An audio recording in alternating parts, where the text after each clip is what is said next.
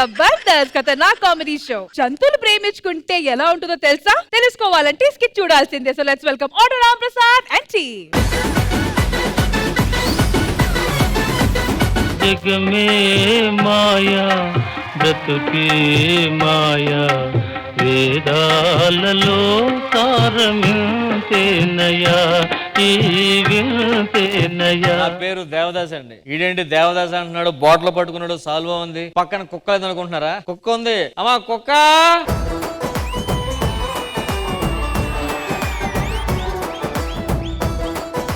చెప్పడం మర్చిపోయానండి, పేరుకి దేవదాస్ దీనినే సరే లవ్ ఫెయిల్ నాది కదండి, దీనిది. అందుకనే అది సాల్వ్ వేసుకోలేదు, ముందు తాగలేదు కదా, నేను తాగుతున్నాను అందుకనే.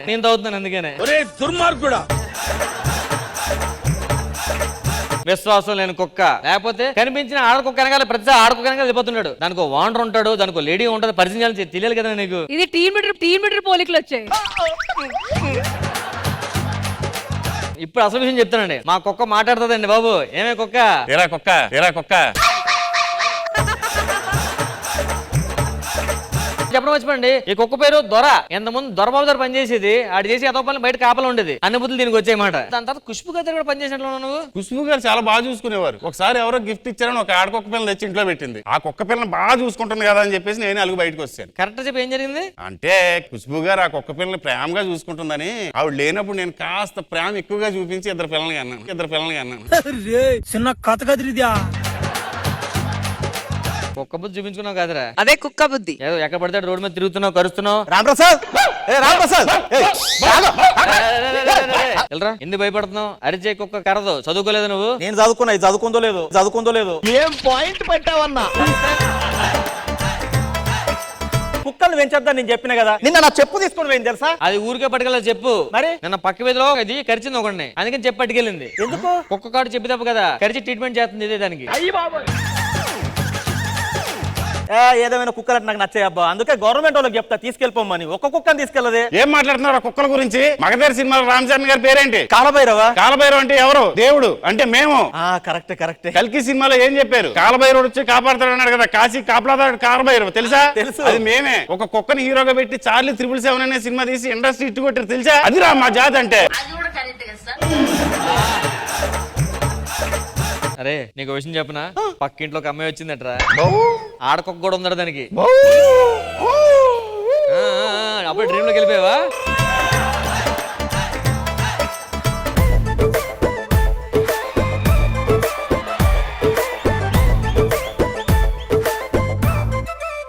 అబ్బా కుక్క పిల్ల అదిరిపోయింది.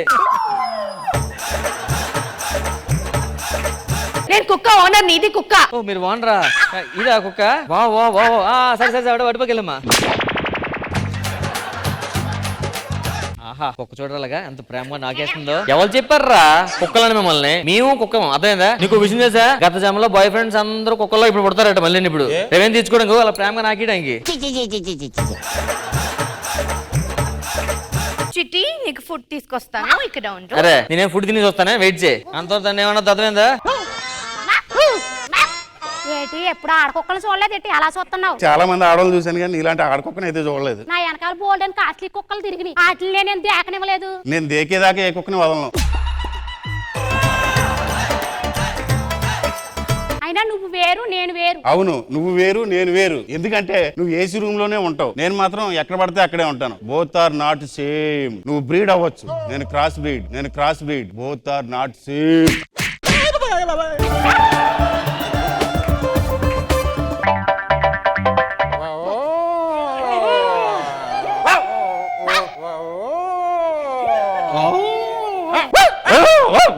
అందరి కుక్కలు ఈ ఒక్క కుక్క నాకు ఇది కూడా బాగుందా నీకు?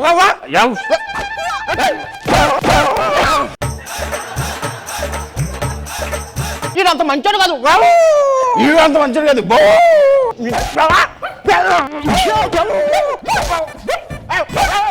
కాదు. నీ సంగతి తర్వాత తెలుస్తా.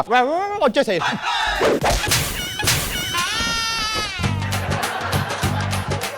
నా కోసమే దెబ్బలాడేవా?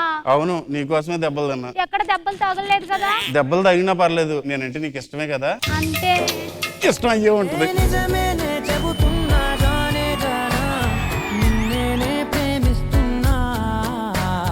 నీ అవ్వ ఏదో జాబు 10 కుక్కలు పడితే గానీ ప్రమోషన్ ఇయ్యరంట.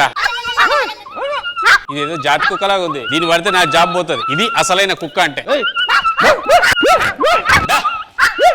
వద్దు, పట్టుకెళ్ళొద్దు. పట్టుకెళ్తా. అంటే నీకు నేను బంగారం ఇస్తాను, వదిలేయి దాన్ని. ఇది నాకు కావాలి. ఓకే, మంచి క్యారెక్టర్ ఇది, మంచి క్యారెక్టర్ ఇది. పో.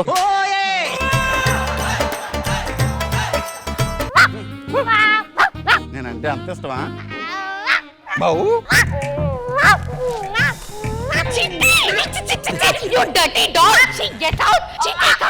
ఏరా ఏం చేశాడని? ప్రేమిస్తున్నాను అంతే. నీకు ఎందాకే చెప్పాను పక్క కుక్కలు చూడొద్దని. దా బయలుదేరదా రాక నుంచి. గురు నేను ప్రేమిస్తున్నాను గురు, కుక్క. ఏట్రా ప్రేమించ దా దా దా.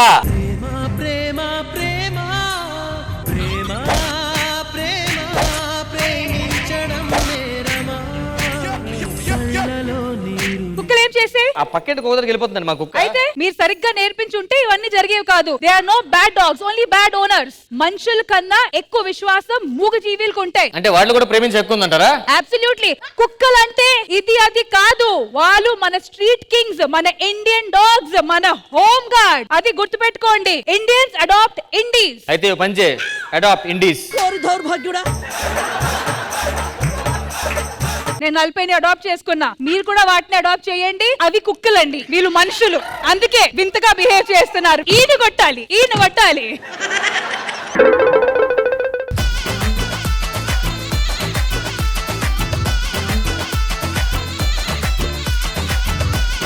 సో మ్యామ్, స్కిట్ ఎలా అనిపించింది?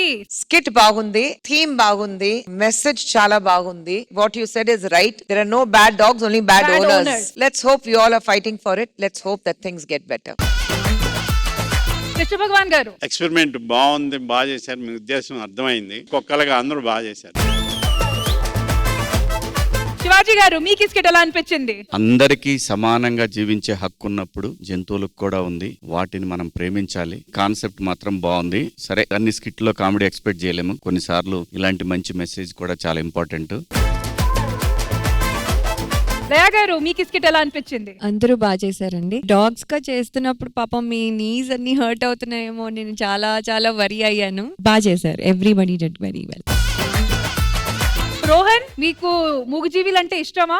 Yes, I love them. ముందు మీరు I saw you fighting for it. ఇప్పుడు ప్రతి ఒక్క ఇండియన్ హౌస్ హోల్డ్ జబర్దస్త్ చూస్తుంది కాబట్టి no everyone will know. ఇప్పుడు ప్రతి ఒక్క ఫ్యామిలీకి వెళ్తుంది ఈ మెసేజ్. ఐ నో మీ క్యామియో ఉంటుంది లాస్ట్ లో, so let's fight for it. Yes, definitely definitely.